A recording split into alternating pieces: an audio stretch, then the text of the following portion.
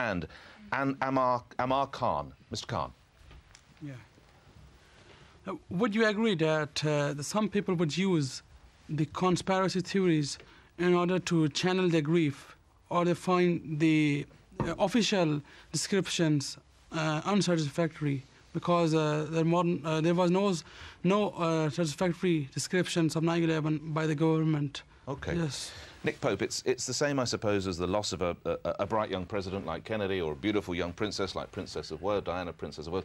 You can't cope with the grief. You can't believe this has happened. It has to be the work of aliens or some secret service. Yeah, there is a natural human desire to find a scapegoat, to blame someone, to lash out in anger, to think there must be more to this than just, you know, a terrorist attack, flying planes into buildings. But actually, you know, 9 times out of 10, with most things in life, the simplest explanation is the answer. Terrorists flew aeroplanes into buildings.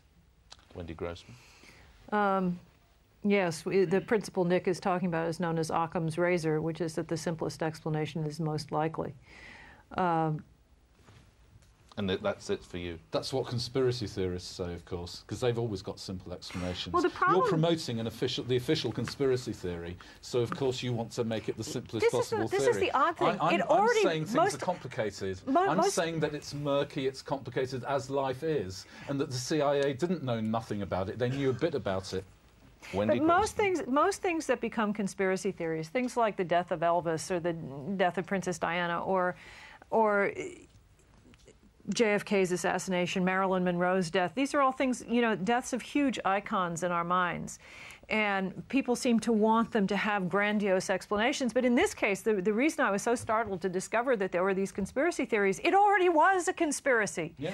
You know, the conspiracy theorists are on the other side in this case. The other thing is... They're backing the official story. The other thing is, it is very clear to me that Bush is not the #1 suspect. If you're going to say that Al-Qaeda is not sufficient in and of itself, I lived in New York City when the World Trade Center was built, and it is very clear that the first suspect on the list has to be the people who own the Empire State Building. And, of course, we're only joking. That's not really true, I hope. OK, is it all closure? Or an attempt at closure, these theories? I'm sure that some of these theories do attract people for those reasons, but I am not, by nature, a conspiracy theorist. I was trained to be an intelligence analyst in MI5, which is the UK equivalent of the FBI, and that means pulling together an array of different bits of information, intelligence, evidence, in order to put it in front of a court of law, to put people on trial, to put terrorists on trial.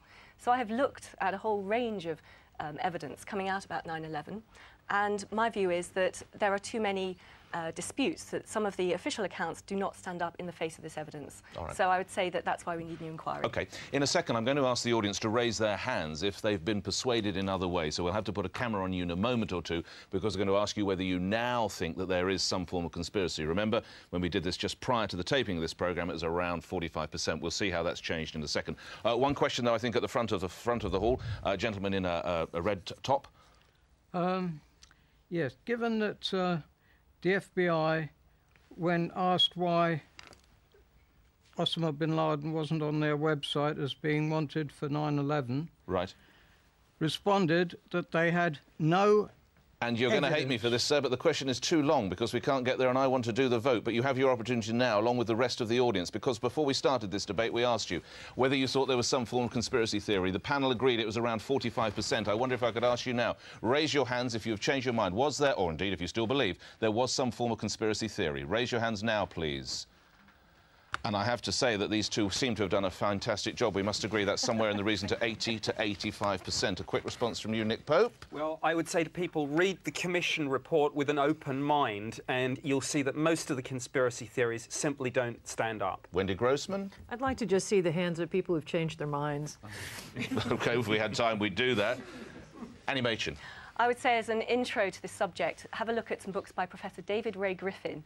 He reposts that report, and he's written a startlingly good new one called Debunking the Debunkers. It's worth a read. All the evidence is there, as well as this one. And Ian Henschel in a sentence. I'd say we want an inquiry. You know, so long as they refuse a proper investigation, proper criminal investigation into this, they've got something to hide. And that's it, I'm afraid. Hiding or not, that's all we've got time for. If you want to join the debate or suggest another topic for us to discuss, please contact our email address, forum@presstv.co.uk. That's forum@presstv.co.uk. So from me, Nick Ferrari, goodbye until next time.